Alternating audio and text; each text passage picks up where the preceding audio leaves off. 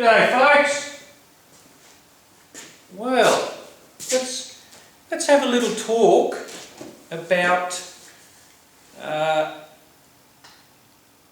the benefits for me swapping out an intercooler and stepping up to water injection. Now, for an intercooler, there's a few drawbacks, and I sort of want to just highlight that before I sort of start talking about the water injection. The trouble is with an intercooler, guys, is especially if you're placing it in front of the radiator, you're getting a byproduct or second-hand heat exchange. Once it cools the air inside. Where does that sort of exchanged air go? Well, it gets passed through the outside and the heat exchange happens, and then that's all very well, but the trouble is it goes back through your radiator. So on a warm day it can amplify your problem. And I was struggling down there, especially when it was over sort of 22 degrees Celsius. I really noticed that the temperature of the engine would just start to climb, and I really struggled to keep the temps. And even with all the modding that I've sort of done with the airflow, I was only just keeping a lid on it. And I really attribute a lot of this sort of problem that I was having was this intercooler. But that's not the sole reason I pulled the intercooler out. Now, the second problem you have with an intercooler, which at very low speed, for example, if you were doing a burnout and you started to load the engine at really low speed, you're just not getting enough airflow through it to do the job. And that's a situation where you're not really getting a good cooling effect, and especially if you're loading the motor, it can turn ugly very quickly. So I think intercoolers have got their place, but for what I'm doing, I really feel that it wasn't quite up to the task. And the power difference too. You really notice the power difference on a, say, 25 degree onwards day versus, say, a 10 degree and under day. And we're talking in Celsius. The power, you'd really notice it. And they say it takes around sort of 20-ish horsepower at the flywheel for you to feel that difference. And I could feel the difference big time. So for that to happen, there was a huge power loss and a power gain through ambient air. And that's not good, you don't really want that scenario all the time. And like I said, you're getting second-hand heat come off it, and then it just causes all other issues downstream. So getting rid of it, for me, I think is this is one of the real stepping stones for wanting to go more in boost and to get up in the boost. I'm really keen to get up in around the sort of the 15 pound. Probably not run it all the time, but I just really would like to experience it and see how how it all sort of handles it. And I know it will. It's just a matter of controlling the cylinder pressures, and limit your detonation. Will basically eradicate it, and that is why I wanted to go to water, because that's what water can offer. It's an incredible detonation suppressant.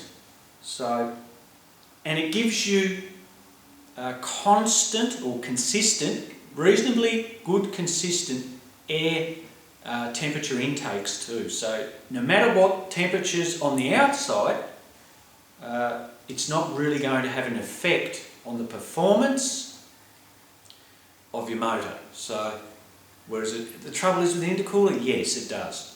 And the more boost you put through an intercooler, so the higher boost level, the more risky, the more problems you're going to have. So I don't really, I'm not prepared to take the risk with it, and now that I've learnt all this sort of knowledge, it's for me it's a bit of a no-brainer really. So it's really going to elevate, like I said, where I'm going with the car, and that's what I want. I want something that I can sort of tune, set up right, and not have to worry about a hot day or whatever. I know that on a colder day you'll have to pull water out of it, and on a warmer day, you know, make up for it with a bit of extra water. But like I said, you know, with that setup, I'm going to trial.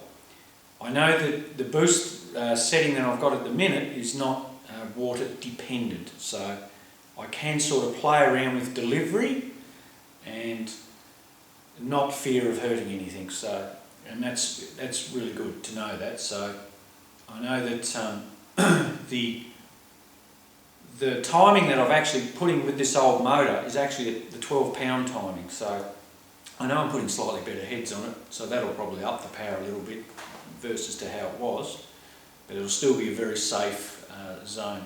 And the thing is too, once I get the delivery right, well then, once I work that out, I know what will happen, even without touching anything, you'll lose power, which is normal, because your detonation control will be very, you'll make it very lazy, so it raises the octane value of your fuel, and so you'll make it very lazy. So in turn, I'll be able to put more timing into it. I'll be able to trim the jetting back on the carby, because I won't be as reliant for cooling effect with the fuel. I'll be able to run sort of mid-12s, and maybe even a little bit more, with good delivery of water. So it's going to be fantastic. I can't wait really, guys. So I'll be learning deeply once I get it all up and running, and yeah, we'll talk about it a bit more as I learn and just, you know, and find out. But it is an incredible thing. It is, and it really, it really gives you that passion to keep moving on with it. You know, like I really want to stick some boost into it, and that was the whole point of it. You know, and I feel that this poor little intercooler was just never going to be enough. With the current setup, and I didn't really want to go E85. I sort of wanted to keep with the 98, only because it's easy for me to get. It's only a kilometre away, rather than a 60k drive to go and get it. And it starts easy in cold weather. I have no issues whatsoever. And I think supplementing it with the water is going to offer that and more. So I'm very keen on it, guys. So that's just a little insight into what I've learnt and what my knowledge is on it so far. And yeah, we'll go from there.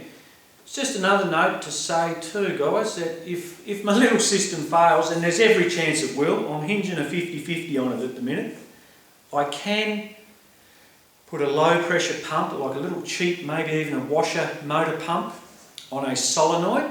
And I'd like to actually, this is my plan B, is maybe an adjustable pressure switch, and I can fiddle around with the when I want the little pump to ramp in, and just to pump the fluid in. But I'm really keen on delivering the water up the back.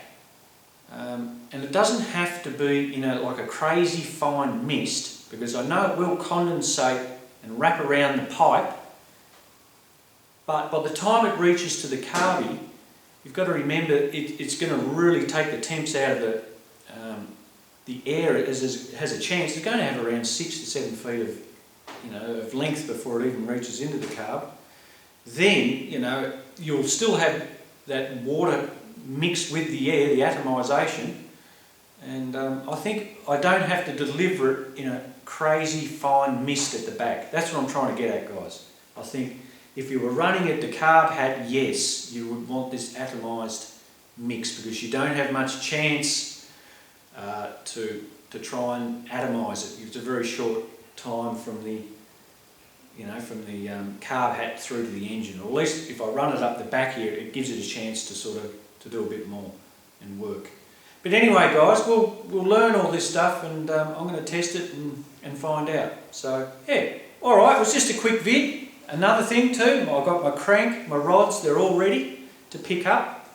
Heath, if you're watching, my cage is apparently supposed to be here on Friday, so we'll see. I'm not sure whether I'll get in Friday or Monday, but it's good to know all these bits are starting to come, and we've got plenty of vids to come, guys. Alright, it's just a little update for now, and I'll catch you all later. See yous.